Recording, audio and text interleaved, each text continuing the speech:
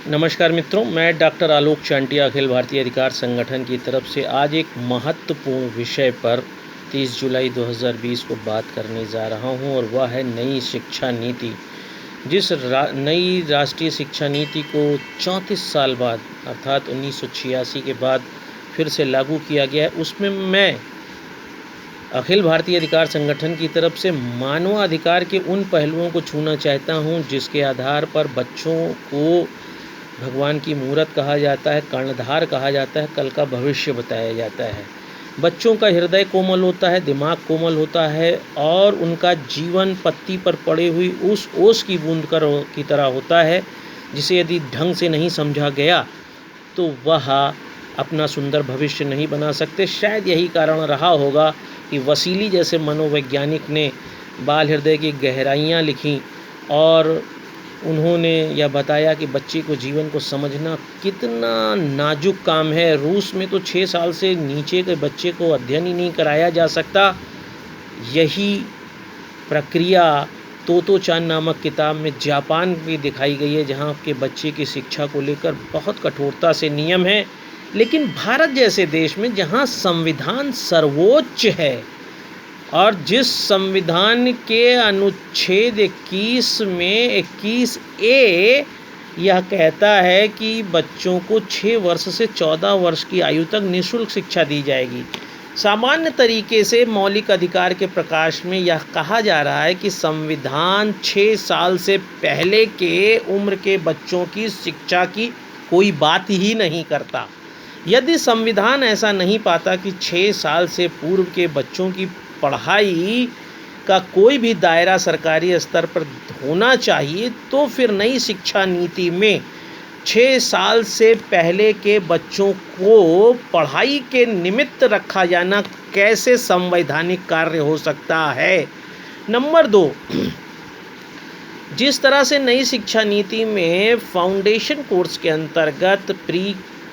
Nursery, pre KG, अपर KG और उसके बाद कक्षा 1 और कक्षा 2 की पढ़ाई को रखा गया है और जिसे NCERT के लर्निंग प्रोसेस के द्वारा उस एक्टिविटी में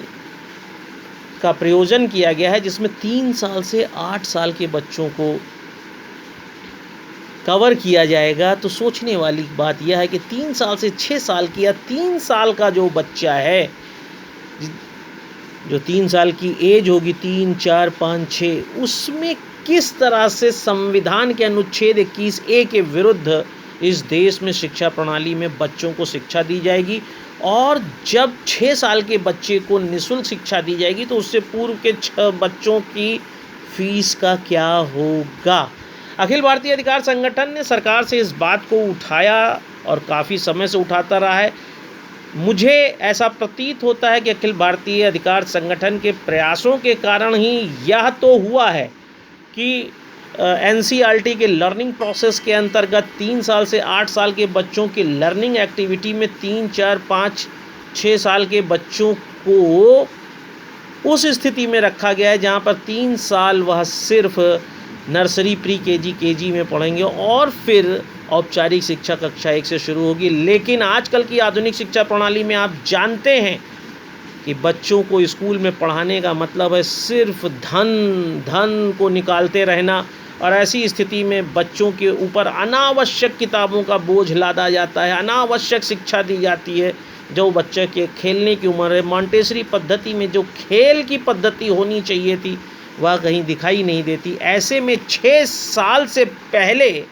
शिक्षा नीति में कोई भी व्यवस्था बच्चों के लिए किया जाना ठीक उनके भविष्य, उनके जीवन से एक खिलवाड़ है। और निश्चित रूप से सरकार ने इस पर ध्यान तो दिया है, लर्निंग एक्टिविटी के अंतर्गत रखा है, लेकिन ऐसी व्यवस्था को ही नहीं रखना चाहिए, क्योंकि बच्चे यदि देश का भविष्य हैं और बच्चे भगवान की मूरत हैं, कर्णधार हैं और कल का भविष्य हैं, तो बच्चों को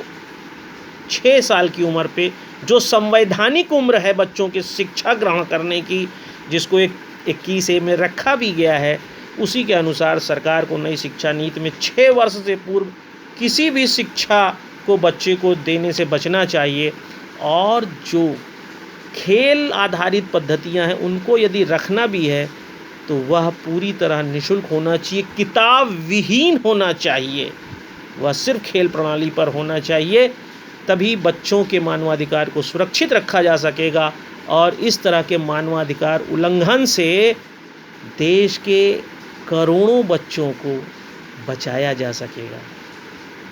कोढ़ की तरह मानवाधिकार उल्लंघन बच्चों के जीवन को दीमक की तरह खाता है।